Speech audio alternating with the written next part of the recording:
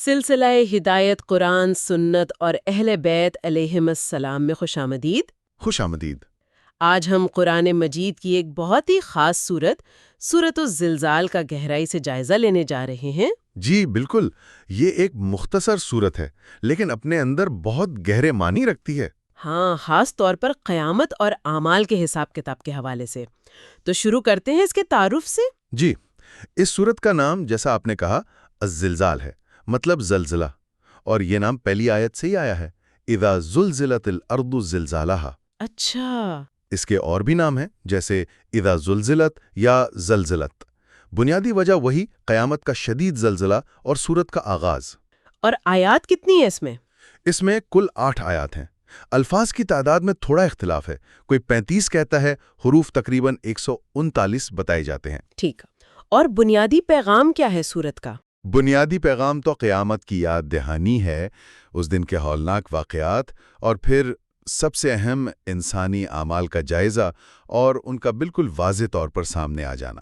زمین گواہی دے گی، لوگ گروہوں میں بٹ جائیں گے، اور ذرہ برابر عمل بھی سامنے لایا جائے گا۔ یہ مکی ہے یا مدنی؟ اس بارے میں کیا معلومات ہے؟ اس میں اختلاف ہے۔ ابن عباس اور قتادہ کے نزدیک یہ مدنی ہے، جبکہ ضحاک اور عطا اسے مکی کہتے ہیں۔ زیادہ تر روایات مدنی ہونے کی طرف اشارہ کرتی ہیں، اور کہا جاتا ہے کہ یہ سورت نساء کے بعد نازل ہوئی۔ اچھا، نزول کے اعتبار سے اس کا نمبر 93 بنتا ہے پھر؟ جی، ایک قول کے مطابق 93 ہے، سورت النساء کے بعد۔ مصحف میں تو یہ 99 نمبر پر ہے۔ اس سے پچھلی سورت البینہ سے اس کا کوئی تعلق بنتا ہے؟ ہاں، بالکل بنتا ہے۔ سورت البینہ کے آخر میں مومن اور کافر کے انجام کا ذکر ہے، اور سورت زلزال وہیں سے بات آگے بڑھاتی ہے کہ یہ انجام کب اور کیسے سامنے آئے گا، یعنی قیامت کے وقت۔ زبردست۔ اور اس کی کوئی خاص فضیلت بھی بیان ہوئی ہے؟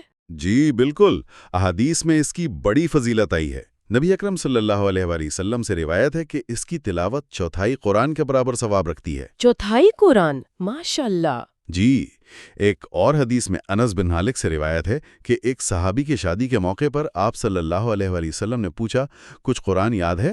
اس نے کہا، سورہ اذا زلزلت یاد ہے۔ آپ صلی اللہ علیہ وآلہ وسلم نے فرمایا، یہ چوتھائی قرآن کے برابر ہے۔ سبحان اللہ۔ اور امام صادق علیہ السلام سے بھی روایت ہے کہ اس سورت کی تلاوت سے تھکنا نہیں چاہیے۔ جو اسے نوافل میں پڑھے، اللہ اسے زلزلے اور دوسری آفات سے محفوظ رکھے گا، اور موت کے بعد جنت میں بغیر حساب کتاب کے داخلہ ملے گا۔ اللہ اکبر، یہ تو بہت بڑی فضیلت ہے۔ تو آئیے اب آیات کی طرف چلتے ہیں۔ پہلی آیت، بسم اللہ الرحمن الرحیم، اذا زلزلت الارض زلزالہا۔ ترجمہ، جب زمین اپنی پوری شدت سے ہلا ڈالی جائے گی۔ یہاں یہ جو زلزالہا کہا گیا ہے نا، اس کا زلزلہ، یہ بہت اہم ہے۔ جی، اس میں کیا خاص بات ہے؟ اس کا مطلب ہے کہ یہ کوئی عام زلزلہ نہیں ہوگا جو دنیا میں آتے رہتے ہیں کسی ایک علاقے میں۔ یہ خاص، شدید ترین اور پوری دنیا پر محیط زلزلہ ہوگا۔ یعنی قیامت والا زلزلہ؟ بالکل، یہ قیامت کے آغاز کا زلزلہ ہے۔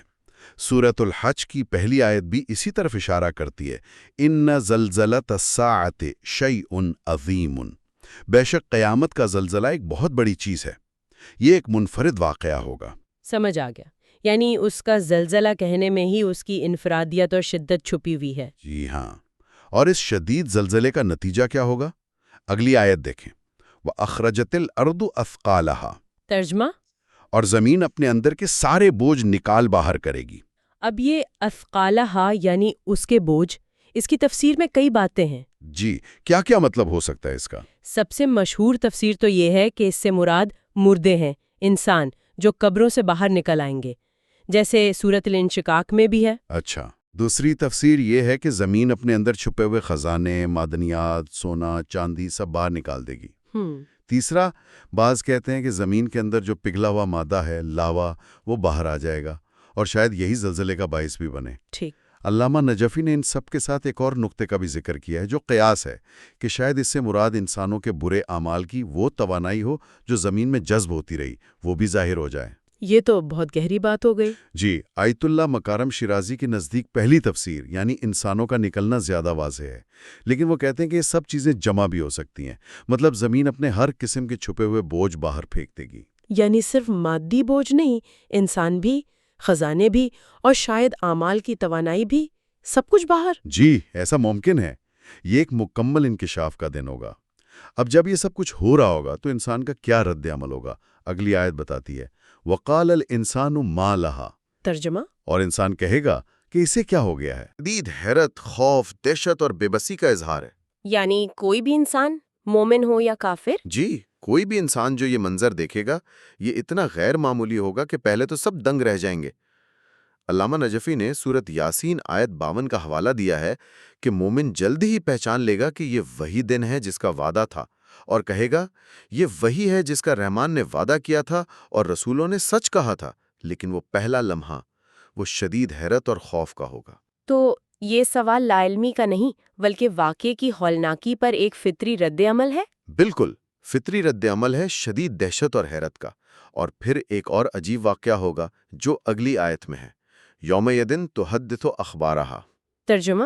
اس دن زمین اپنی سب خبریں بیان کر دے گی۔ یہ دیکھیں، قیامت کے دن زمین خود بولے گی، گواہی دے گی۔ زمین بولے گی؟ یہ کیسے ہوگا؟ وہ بتائے گی کہ اس کی پیٹھ پر کس نے کب کہاں کیا عمل کیا، نیکی کی یا گناہ کیا۔ زمین جس پر ہم چلتے پھرتے ہیں وہ سب ریکارڈ کر رہی ہے۔ سبحان اللہ، یہ تو بہت بڑی گواہی ہوئی۔ جی یہ انسان کے اعمال پر اہم ترین گواہوں میں سے ایک ہوگی۔ حدیث نبوی صلی اللہ علیہ وسلم میں ہے کہ زمین ہر مرد اور عورت کے بارے میں گواہی دے گی کہ اس نے فلاں دن فلاں عمل کیا تھا۔ اچھا؟ جی، اور ابو سعید خدری رضی اللہ عنہ سے روایت ہے کہ آپ صلی اللہ علیہ وسلم نے فرمایا کہ صحرا میں بلند آواز سے اذان دیا کرو، کیونکہ جن، انس، پتھر جو بھی اذان سنے گا قیامت کے دن گواہی دے گا۔ تو یہ بولنا، کیا یہ اصلی حقیقی گفتگو ہوگی یا کسی اور طرح سے، جیسے نشانات کا ظاہر ہونا؟ مفسرین نے دونوں امکانات بتائے ہیں۔ ایک تو یہ کہ اللہ تعالیٰ زمین میں واقعی بولنے کی صلاحیت پیدا کر دے گا، وہ باقاعدہ بات کرے گی۔ جی۔ دوسری رائے یہ ہے جسے آیت اللہ مکارم نے بھی بیان کیا کہ شاید زمین پر جو اعمال کے نشانات اور اثرات ہیں وہ اس طرح ظاہر ہوں گے کہ جیسے وہ خود بول رہے ہوں، جیسے آج کل فنگر پرنٹس ہوتے ہیں یا دوسری ٹیکنالوجی سے چیزیں سامنے آتی ہیں۔ اچھا، یعنی اعمال کے ثبوت خود بولیں گے۔ جی، علامہ نجفی نے دوسری آیات کا حوالہ بھی دیا ہے، جیسے بنی اسرائیل 44 یا حامیم السجدہ 21، جن سے پتہ چلتا ہے کہ کائنات کی چیزوں میں ایک قسم کا شعور موجود ہے، تو ان کا گواہی دینا کوئی ناممکن بات نہیں۔ اور امام علی علیہ السلام سے بھی روایات ہیں اس بارے میں، جیسے آپ فرماتے تھے کہ مساجد میں مختلف جگہوں پر نماز پڑھو تاکہ وہ جگہیں تمہارے لیے گواہی دیں۔ اچھا۔ جی، اور ایک روایت ہے کہ جب آپ بیت المال کو تقسیم کر کے خالی کر دیتے تھے تو وہاں 2 رکعت نماز پڑھتے اور زمین سے کہتے تھے کہ گواہ رہنا، میں نے تجھے حق سے بھرا اور حق کے ساتھ خالی کیا۔ اللہ اکبر! یہ تصور تو انسان کو بہت زیادہ ذمہ دار بنا دیتا ہے، یہ سوچنا کہ جہاں ہم قدم رکھ رہے ہیں وہ جگہ ریکارڈ کر رہی ہے۔ بالکل، ہمارے ہر عمل کو ایک نئی اہمیت مل جاتی ہے اس سے، اور زمین یہ سب خود سے نہیں کرے گی۔ کیوں کرے گی؟ اگلی آیت، بِأَنَّ رَبَّكَ أَوْحَىٰ لَهَا، ترجمہ؟ اس لیے کہ تمہارے رب نے اسے حکم بھیجا ہوگا۔ اوحا لہا یعنی اللہ نے اسے وحی کی۔ یہاں وحی سے مراد حکم دینا، الہام کرنا ہے۔ یہ وہ وحی نہیں جو نبیوں پر آتی ہے، اسے وحی تکوینی کہتے ہیں۔ وحی تکوینی؟ جی، یعنی اللہ کا تخلیقی حکم جو کائنات کی ہر چیز پر چلتا ہے۔ اسی حکم سے زمین بولنے پر قادر ہو جائے گی، جو اس کی عام فطرت نہیں۔ ٹھیک، یعنی یہ اللہ کی قدرت کا خاص اظہار ہوگا جو عام قوانین سے ہٹ کر ہے۔ بالکل۔ اب زمین نے گواہی دے دی تو اس کے بعد انسانوں کا کیا ہوگا؟ اگلی آیت، یومئذ یصدر الناس اشتاتا لیروا اعمالہم، ترجمہ، اس دن لوگ گروہ در گروہ نکلیں گے تاکہ انہیں ان کے اعمال دکھائے جائیں۔ یصدر الناس اشتاتن، لوگ میدان حشر کی طرف نکلیں گے، لیکن کیسے؟ اشتاتن یعنی بکھرے ہوئے، الگ الگ گروہوں میں۔ یہ گروہ کس بنیاد پر ہوں گے؟ اس کی کئی تفسیریں ہیں، ہو سکتا ہے عقیدے کی بنیاد پر ہوں، مومن الگ، کافر الگ، یا اعمال کی بنیاد پر، نیک الگ، بد الگ، یا علاقے کے لحاظ سے، یا حالت کے لحاظ سے، کسی کے چہرے روشن، کسی کے کالے۔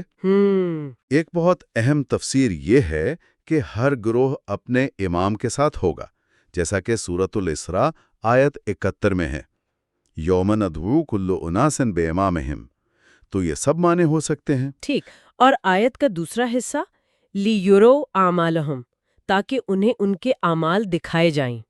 اس دکھانے کا کیا مطلب ہے؟ جی، یہ بہت اہم نکتہ ہے۔ کیا انہیں اعمال کا بدلہ یعنی جزا سزا دکھائی جائے گی، یا نامہ اعمال، یا اعمال کی حقیقت کا علم ہوگا، یا پھر اور یہ تفسیر آیت کے الفاظ سے زیادہ قریب ہے، وہ اپنے اعمال کو مجسم دیکھیں گے؟ مجسم یعنی عمل کی کوئی شکل ہوگی؟ جی، اسے تجسم اعمال کہتے ہیں۔ آیت اللہ مکارم شیرازی اور علامہ نجفی دونوں اسی کو ترجیح دیتے ہیں کہ انسان اپنے نیک اعمال کو خوبصورت شکل میں دیکھے گا جو اسے خوشی دے گا، اور برے اعمال کو وہ بری تکلیف دہ شکل میں دیکھے گا۔ یعنی ہمارا کیا ہوا عمل وہ ختم نہیں ہوتا بلکہ ایک شکل اختیار کر لیتا ہے۔ بالکل، علامہ نجفی فرماتے ہیں کہ عمل ایک توانائی ہے، اور توانائی فنا نہیں ہوتی۔ یہ آیت تجسم اعمال کی واضح ترین دلیلوں میں سے ہے۔ یہ تو حساب کتاب کا ایک بالکل ہی نیا پہلو ہے، یعنی یہ صرف رپورٹ نہیں دکھائی جائے گی بلکہ عمل خود سامنے ہوگا۔ جی، اپنے اثرات کے ساتھ، خوشی دینے والا یا تکلیف دینے والا۔ اور یہ کس حد تک باریک بینی سے ہوگا؟ وہ اگلی دو آیات ہیں جو اس صورت کا خلاصہ ہیں۔ جی، فَمَن يَعْمَلْ مِثْقَالَ ذَرَّةٍ خَيْرًا يَرَهُ ترجمہ، تو جس نے ذرہ برابر بھی نیکی کی ہوگی وہ اسے دیکھ لے گا۔ وَمَن يَعْمَلْ مِثْقَالَ ذَرَّةٍ شَرًّا يَرَهُ ترجمہ، اور جس نے ذرہ برابر بھی برائی کی ہوگی وہ اسے دیکھ لے گا۔ مثقال ذرۃ یعنی ایک ذرے کے وزن کے برابر۔ ذرہ کیا ہے؟ عربی میں سب سے چھوٹی چیز کو کہتے تھے۔ چھوٹی چیٹی یا ہوا میں اڑتا ہوا غبار کا ذرہ، یا جو روشندان سے دھوپ آئے تو اس میں نظر آتے ہیں باریک ذرات۔ آج کل ایٹم کہہ سکتے ہیں؟ ہاں، کہہ سکتے ہیں، مطلب بالکل معمولی چھوٹی سے چھوٹی مقدار۔ تو کوئی عمل کتنا ہی چھوٹا کیوں نہ سمجھا جائے، اللہ کی نظر میں ہے اور قیامت میں سامنے آئے گا۔ ذرہ برابر نیکی یا برائی کا بھی حساب؟ جی، یہ آیات اللہ کے انصاف کی انتہا کو ظاہر کرتی ہیں۔ ہر چیز کا حساب ہوگا۔ عبداللہ بن مسعود رضی اللہ عنہ ان آیات کو قرآن کی جامعہ کہتے تھے، یعنی سب کچھ جمع کرنے والی، بنیادی اصولوں کا خلاصہ۔ یہ تو واقعی انسان کو جھنجھوڑ دینے والی بات ہے۔ ہم کتنی چھوٹی نیکیوں کو چھوڑ دیتے ہیں یا چھوٹے گناہوں کو معمولی سمجھتے ہیں۔ بالکل، اسی لیے حدیث میں ہے کہ کسی نیکی کو حقیر نہ سمجھو اور کسی گناہ کو معمولی نہ جانو۔ امام صادق علیہ السلام نے فرمایا، یہ نہ دیکھو گناہ کتنا چھوٹا ہے، یہ دیکھو نافرمانی کس کی ہو رہی ہے۔ صحیح۔ ایک صحابی تھے سوسا بن ناجیہ، مشہور شاعر فرزدوق کے دادا۔ انہوں نے جب نبی اکرم صلی اللہ علیہ وسلم سے یہ آیات سنی تو کہا، حسبی حسبی، بس میرے لیے یہی کافی ہے۔ یعنی ان دو آیتوں نے ہی ان پر اتنا اثر کیا۔ جی، لیکن آپ کے ذہن میں شاید ایک سوال آ رہا ہو۔ جی بالکل آ رہا ہے، وہ یہ کہ اگر ہر ذرہ برابر عمل دیکھا جائے گا تو پھر معافی کا کیا تصور ہے؟